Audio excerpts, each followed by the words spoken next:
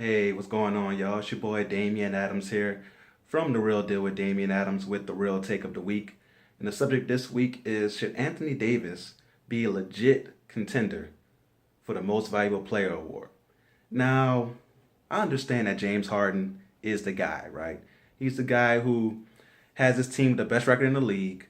He's done incredible things this year, like get a 60-point triple double. He damn near murdered Wesley Johnson last night with the crossover, had this man getting laughed at by everybody in the world.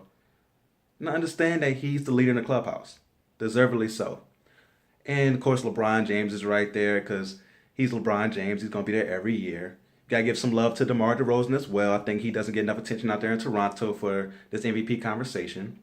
But let me make my case real quick for Anthony Davis, okay?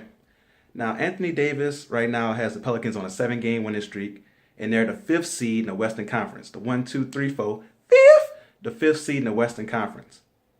And every time I talk about the Pelicans, the first thing people bring up is that they think the front office there is atrocious. They think that they're inadequate and do not deserve a star like Anthony Davis. And I did agree with that to a certain extent for the past few years, but I think they have started to improve and do a better job now. But with that fact being out there, if he has a team around him that everybody thinks is inadequate and does not have the proper talent to serve a superstar like Anthony Davis, doesn't that add to his MVP argument? Shouldn't that give him extra points? Now with James Harden, he has a great supporting cast. He has a Hall of Fame point guard in Chris Paul.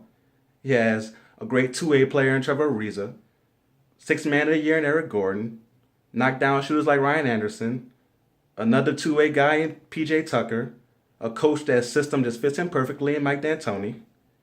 Anthony Davis has a guy in Alvin Gentry that a lot of people don't believe in.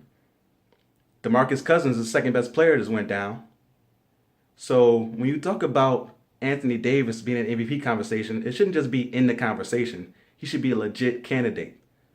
When you really think about it, the man's averaging 27-11 this year on 54% shooting, over 2 blocks per game. He's miles ahead of James Harden when it comes to defense.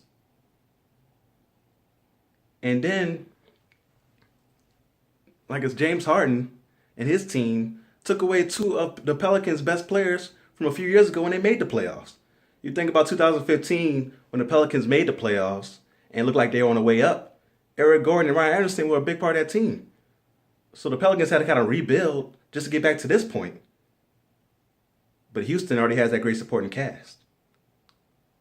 San Antonio before last night was 211 and 0 over the last 10 years when having a 15-point or more lead going into the second half. Who ended that streak? Anthony Davis, the Brow. So when you talk about MVP, you should definitely involve Anthony Davis in that conversation. My man is out here balling without his second best player in DeMarcus Cousins. He doesn't have a Hall of Fame point guard to take off some of that pressure like James Harden does.